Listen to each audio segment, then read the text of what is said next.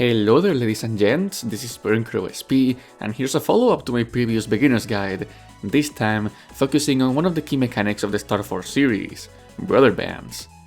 I'll be going over how to link with other players, how to use their abilities in battle, along with some of the mechanics that are tied to them.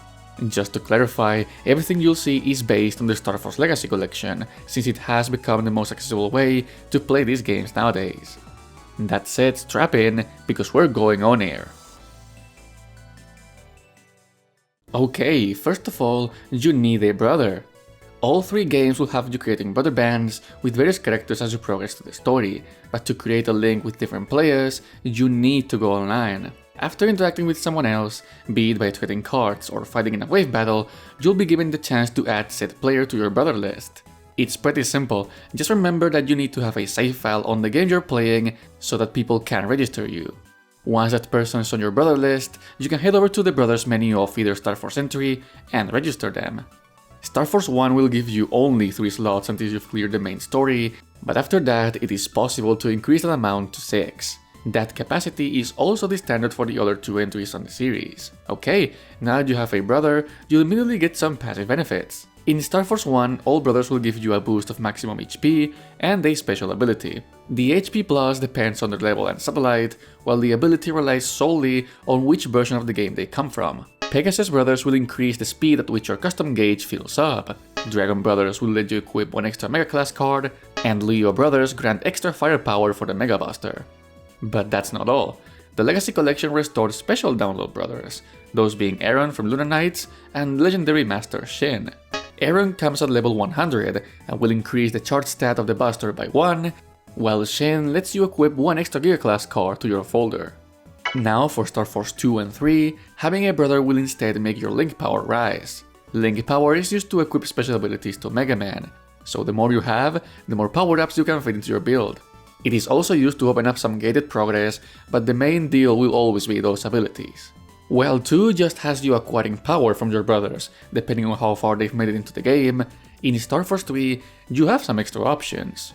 You can battle brothers to increase Link power by 1, up to a maximum of 120, and then there's teams. If you share teams with your brothers, you will get a pretty big boost of Link power, and you will receive your brother's purpose card, which will stack on top of yours. Alright, if you've been able to follow me thus far, that is perfect, since now it's time to dive into how to call upon your brothers to aid you in battle.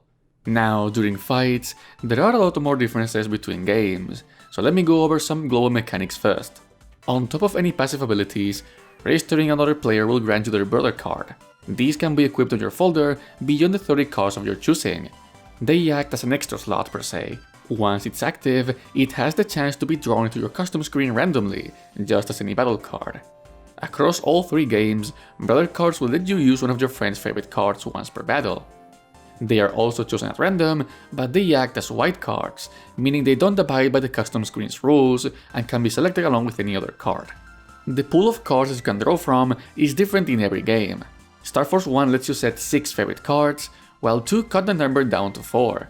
StarForce 3 on the other hand removed this system, instead offering you one of your brother's white cards, or any of the Mega or Giga Class cards that they have equipped on their folder. That said, now let's get into the game-specific interactions. In StarForce 1, aside from the card roulette, players can activate their StarForce form of their brother's version. To do so, just register a brother from a different satellite, and whenever you draw the Starter Break card, you'll be given the option to activate either your form or theirs. Simple enough.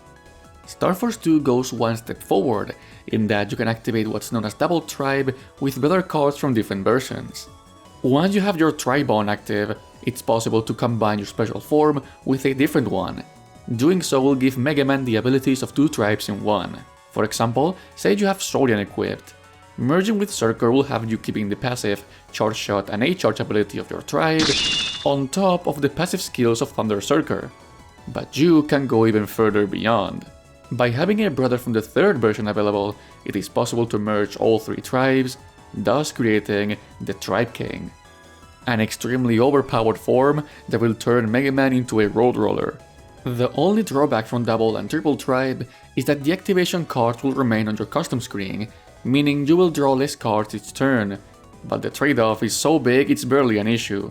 Also, by using Double Tribe, you will also inherit the weakness of the form you're combining with, so watch out. Finally, we have StarForce 3, where it's possible to perform multi-noise thanks to brother cards. It is essentially the same idea as Double Tribe, although you can only merge with a maximum of 2 noises this time. Since there are a total of 10 noise forms, and every single one of them can merge with the other 9, there are a ton of combinations you can explore. That said, there's one more mechanic that interacts with brother cards, although this one works a little differently. In StarForce 1 and 2, there's a secret mechanic called Best Combo. The idea is that by performing very well during one turn, after a battle you will be allowed to register that sequence of cards. Once that is done, you can transform that sequence into a Legends Force card, which can be traded with other players. But most importantly, you can summon best combos from your brothers during battle through brother cards. And that can lead to very fun results. I'm probably gonna pick Pegasus. 420 plays it?! Guys! 420 plays it! No freaking way! Especially since it's easily one of the most overpowered mechanics in the game. In fact, you can't really use them until the game tells you about them, with StarForce 2 even forcing you to read the mail message titled Best Combo to unlock them. As for how to create them, here are the requirements. A best combo will be registered if you can deal more than 300 points of damage in one turn. You can only use standard cards, or bonus cards obtained through countering enemies. That is only the case in StarForce 1. In the sequel, Mega cards are included, which makes the system even more powerful, but Giga cards are still restricted. You also need to use a minimum of 3 cards to register a best combo. However, there's one last requirement, and this is the most important one. You can only register best combos while fighting EX or SP bosses. What are those, you ask? Well, thanks for the perfect segue. EX and SP bosses are essentially upgraded versions of every boss you'll find throughout these games. Their existence is hinted at in StarForce 1, where as soon as you complete the first chapter, Geo will receive an ominous message from Torres, asking for a rematch. Let's begin with EX bosses, since they are ahead on this sort of boss chain. After defeating a boss in the main story, a set encounter will appear in a specific area of the Wave World. Back in the original games, they used to be completely invisible, but in StarForce Legacy Collection, it's possible to activate an indicator for them. The moment you step over their designated spot, a battle will commence. EX bosses move faster, hit harder, and have a larger health pool. It is during these fights that it's possible to create the best combo. Also, upon defeat, you will always receive the Mega card of said boss. These blue-colored battle cards act as a summon, bringing in that character to the battle so they can perform one of their signature moves. That said, as soon as an EX boss is defeated, the SP version, an even stronger, faster and tankier incarnation of that boss, will begin roaming that very same area as a random encounter. By fighting these, you can obtain even more powerful versions of the Mega cards, dubbed EX and SP. The former is a slightly more powerful version of the move, while the latter's attack power will be tied to how fast you were able to delete the boss. These concepts are shared between all 3 StarForce games, so always keep an eye on your surroundings and see if you can spot them. When it comes to optional bosses, they will upgrade to EX and SP as you make progress in the game, so they are a lot easier to find and track. Like I said, these rules are shared between all 3 games, so keep in mind when you're trying to perform best combos or just hunting for Mega cards. And with that, I think we can call it a day. Back in my original guide, I mentioned how essential BrotherBands were to both the story and the gameplay, and I hope I was able to showcase why this time. The best advice I can give you is to try and play online from time to time as you go through these games on the collection, because you don't even need to win fights to register brothers. Playing or trading is enough. So good luck out there, and if you have any more questions, feel free to write a comment and I'll make sure to respond as soon as I can. My name is BrotherCrowSP, and thank you for watching.